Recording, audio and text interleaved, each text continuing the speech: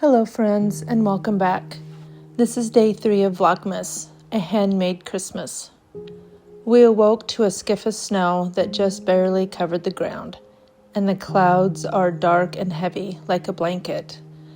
As I was getting around to my breakfast this morning, I noticed a cardinal in one of the cedar trees outside the window. We have a family of cardinals that live among the many trees surrounding our home. And it absolutely thrills me when I see their bright scarlet against the darkened, cool greens of the cedars. I need to finish my set of hand-woven towels, and I need to get them hemmed.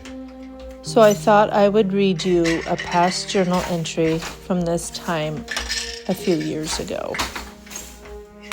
I hope you will stay and join me.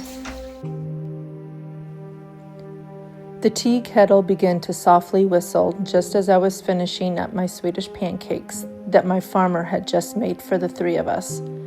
They were more golden than brown due to the rich orange yolks of the fresh eggs we received from our friends on our last visit. We had piled the thin crepe-like rounds high on our mismatched plates, smothered them with peanut butter and a drizzle of maple syrup. Ribbons of their deliciousness overflowed our forks as we had our fill.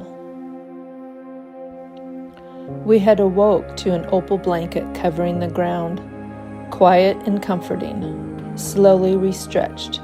A few words shared between us before we left the comfort of the woolly and cotton blankets and exchanged them for thick socks and a heat pack around a stiff shoulder. I grabbed the tea kettle and poured the hot water into my white mug where the tea bag waited. I loved mornings like this. Slow and quiet, and no hurry was on our schedule. Conversations and laughter. Sharing words was the balm to my heart. As the tea bag seeped, the spices arose and mingled that with leftover maple. Warm and spicy and rich, the water turned.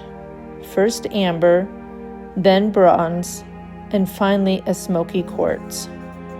I poured a bit of warmed milk into that darkness and watched as it swirled like a marble and finally becoming one. A few drops of maple syrup and the concoction was complete. I wrapped my hands around that warm mug and tried to will time to slow down. I wanted to savor all there was with our moments together. We settled deep in front of the wood-burning stove, whose glass was blazing orange, as snowflakes were once again falling ample. Her curled up in a blanket on the couch, and him on the leather chair. I chose the rocking chair in the corner and watched as they played fetch with our mutt of a dog. We lingered as long as we could between present moment and the lurking accustomed change in the next day. Her back to the state to the north, us staying out here on our farm.